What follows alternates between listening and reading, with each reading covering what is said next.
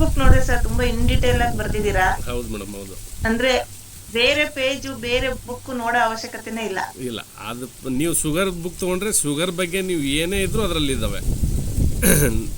ಹಾ ಹಾ ಹಾ. ಯಾಕಂದ್ರೆ ನಾವು ಓಕೆ ಓಕೆ. ಫೈಲ್ಸ್ ಬಗ್ಗೆ ಒಂದು ಏನೇ ಒಂದು ಇನ್ಮೇಲೆ ಪ್ರತಿ ದಿನಕ್ಕೂ ಒಂದೊಂದು ಹೊಸದು ಬುಕ್ ಬರ್ತದೆ ನಮ್ಮ ಕಡೆಯಿಂದ. ಯಾಕಂದ್ರೆ ಇದ್ರ ಉದ್ದೇಶ ಅಷ್ಟೇ. ನಾವು ಏನಂದ್ರೆ ಈಗ ಎಲ್ಲರಿಗೂ TM ಬುಕ್ ಓದೋಕ್ಕಾಗಲ್ಲ, ಎಲ್ಲರಿಗೂ ತೊಗೊಳಕ್ಕಾಗಲ್ಲ ಅಷ್ಟು ದುಡ್ಡು ಕೊಟ್ಬಿಟ್ಟು. ಅದ್ರ ಉದ್ದೇಶ ಏನಂದ್ರೆ ಒಬ್ಬರಿಗೆ ಒಂದು ಕಾಯಿಲೆ ಇದೆ ಅಂದರೆ ಅದನ್ನೇ ಫಾಲೋ ಅಪ್ ಮಾಡೋಕ್ಕೆ ಒಂದು ಬುಕ್ಸ್ ಇದ್ದಪ್ಪ ಅಂದ್ರೆ ಅನುಕೂಲ ಆಗುತ್ತೆ ಅನ್ನೋ ಒಂದು ಉದ್ದೇಶಕ್ಕೆ ಮಾಡಿದ್ದೀವಿ.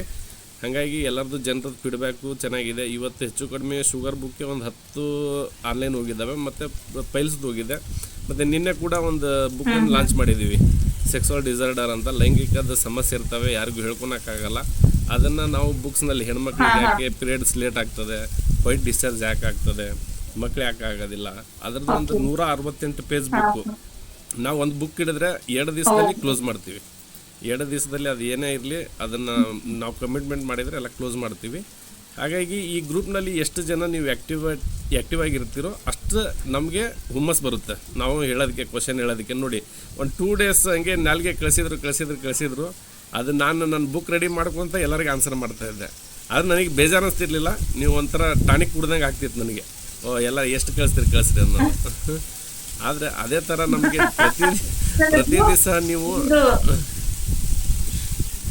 ಹೇಳಿ.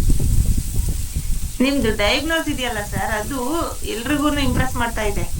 ಅಂದ್ರೆ ಟಂಗ್ ವಿತ್ ಡಿಸೀಸ್, ಯಾಕಂದ್ರೆ ಎಲ್ಲಾನು ಎಕ್ಸ್ಪ್ಲೈನ್ ಮಾಡಕ್ ಆಗಲ್ಲ. ನಿಮ್ ಈ ಪಾರ್ಟ್ ಹೀಗಿದೆ, ಈ ಆರ್ಗನ್ ನಲ್ಲಿ ಇದೆ ವೇರಿಯೇಷನ್ ಇದೆ ಅಂತ ಹೇಳಕ್ ಆಗಲ್ಲ. ಬಟ್ ನೀವು ಡಿಸೀಸ್ ಅಲ್ಲಿ ಎಲ್ಲಾನು ಕೊಟ್ಟಾಗ ಏನನ್ಸುತ್ತೆ, ನಮ್ ಪ್ರಾಬ್ಲಮ್ನೇ ಅಲ್ಲಿ ಹೇಳ್ದಂಗಿದೆ. ಹೌದೌದು. ಹಂಗಾಗಿ ಇಂಪ್ರೆಸ್ ಆಗ್ತಿದೆ ಎಲ್ಲರಿಗೂ. ಸುಮ್ನೆ ಒಂದೇನೋ ಬ್ಲೈಂಡ್ ಆಗಿ ಆನ್ಸರ್ ಮಾಡೋದ್ ಬೇರೆ ಸರ್, ವಿತ್ ಪ್ರೂಫ್ ಸಮೇತ ಆನ್ಸರ್ ಮಾಡೋದೇ ಬೇರೆ. ಇಲ್ಲ, ನಾನು ಅದಕ್ಕೆ ಹೇಳ್ತೀನಿ, ನಾ ಯಾರಿಗೇ ಹೇಳ್ಬೇಕಾದ್ರೆ ಗ್ರೂಪ್ನಲ್ಲಿ ನೋಡ್ರಿ, ನಾವು ಜಾಣರಲ್ಲ, ಏನಾದ್ರು ತಪ್ಪಿದ್ರೆ ಹೇಳಿ, ನಾವು ಅದನ್ನು ಸುಧಾರಿಸ್ಕೋಬೋದು. ಯಾಕಂದರೆ ನಾವು ಸಾಯೋ ತನಕ ಕಲಿಯೋದಿದ್ದೇ ಇರುತ್ತೆ.